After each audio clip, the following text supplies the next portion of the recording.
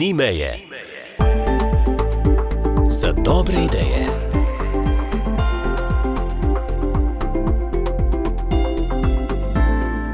Aleš Čadež tudi za vas, drage poslušalke in cenjeni poslušalci. Aleš Čadež je aktualni, inovativni mladi kmet. Ja, dober dan. In iskrene čestitke. Hvala.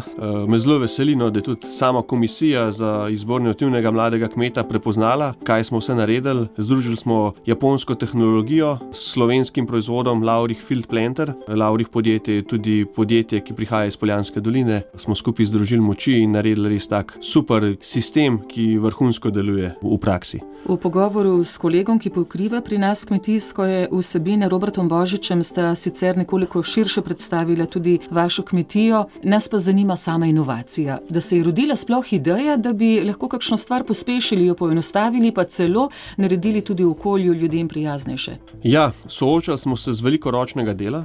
Imamo tudi ekološki certifikat. To pomeni, da je ročno delo krat 5 ali krat 10. In ja, soočali smo se s to težavo, kako si stvar pohitriti, olajšati, pa še zmeraj ostati ekološki, da ne pridelamo toliko odpadkov, kar smo jih prej ogromno. Zaradi teh plastičnih stiroporastih platojev našel sem te papirnate verižne lončke, v katerih vzgojimo sadike, in na to sadilcem, ki smo ga razvili v Sloveniji, tudi slovenski proizvod, Laurich Field Planter, s katerim se hitro presadi same rastline, ali je to ročni sadilec ali pa tudi traktorski. Mi smo razvili stroje za presajanje. Pomeni ročni sadilec ter traktorski. Trenutno imamo mi v uporabi zase 4-vrstni traktorski sadilec, to je trenutno prototip, sledi 4. nadgradnja in končni produkt bo predstavljen konec januarja na sejmu Agritech v Celju. Pred tem sistemom smo mi skupno porabili za en tunel motovilca 15 ur za presajanje. Zdaj s tem ročnim sadilcem jaz v tem tunelu v 1 uri naredim vse sam. Ideja klik in se je zgodilo, ampak je zgodba daljša. Kako se rojeva inovacija? Ja, zgodba je bistveno daljša. Mi smo že zdaj nekaj let samo zadevo skupaj testirali. Predvsem sami papirnati lončki, a so dosti močni, a so obstojni, a to sploh gre. Ja, mi smo to probali prvo na 300 kvadratih, da smo videli, a bo to šlo, ker če gre na 300 kvadratih, bo šlo tudi na hektarju.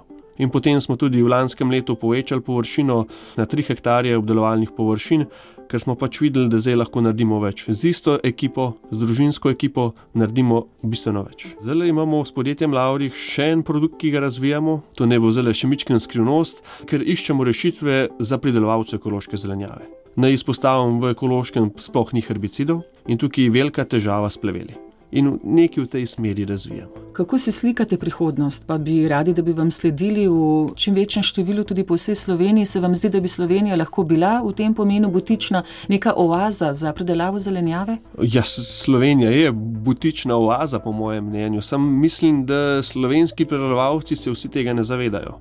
Je pa tudi res, da pač trenutno, po mojem mnenju, ni bilo določene tehnologije, da bi lahko majhna kmetija preživela od majhne površine. Enkrat, ko smo prišli do stopnje hektar njive, sva jaz pa moja partnerka Lucija videla, midva lahko od hektarja živiva.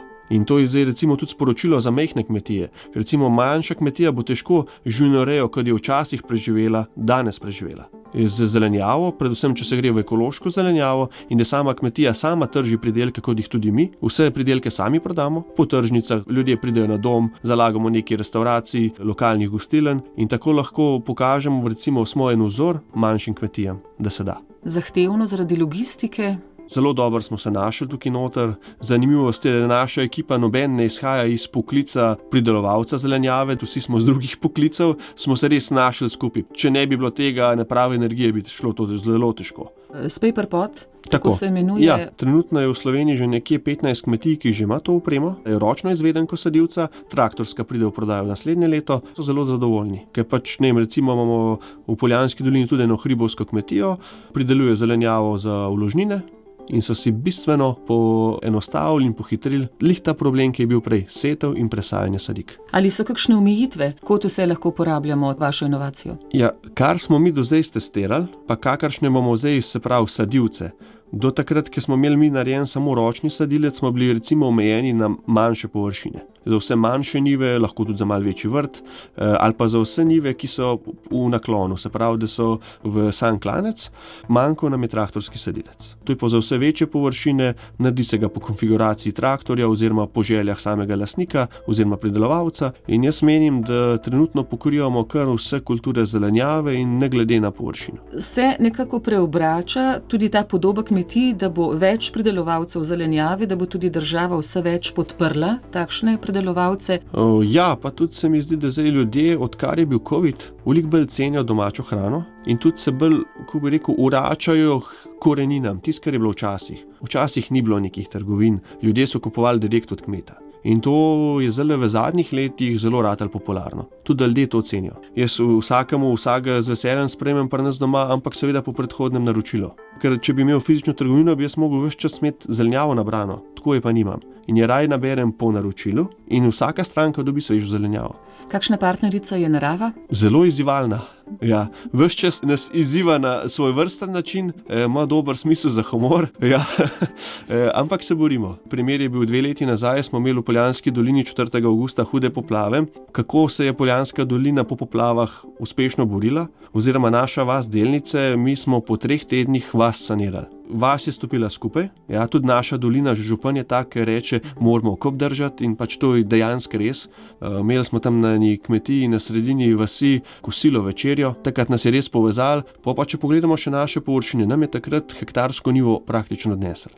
Od plazov, ki so bili po vas, smo tisto kvalitetno zemljo navozili na njivo in smo mi imeli gor že polno njivo pridelkov. Zato, ker je bistvenega pomena ta sistem, v klasiki mi trgamo korenine, ko vlečemo sadike iz celic. Tukaj pa samo s papirnatim trakom položimo sadike in rastlina ne doživi koreninskega stresa. In to pomeni, da imamo nekje pridelek 1 teden do mogoče 14 dni, odvisno od kulture prej. Papir se razgradi? Papir se razgradi, odpadka ni. Semena kupujemo po večini iz tujine, to so ekološka semena, oziroma zdaj v zadnjem času največ biodinamična semena, zaradi zelo dobre kaljivosti. To smo videli, da je rezultat neverjetno boljši. Pa tudi pri teh biodinamičnih semenih dobimo tiste stare sorte. Pomeni, da ima zelenjava polna okusa, ima vonj, taka, kot mora biti, tako, kot je bilo včasih. Aleš Čadež, najlepša hvala za teh nekaj minut, za razlago tudi vaše inovacije. Čestitke znova za pridobitev naziva Inovativni mladi kmet 2025. Kje vas lahko srečamo, kje dobimo več informacij, če bi radi okušali tudi mi vašo zelenjavo?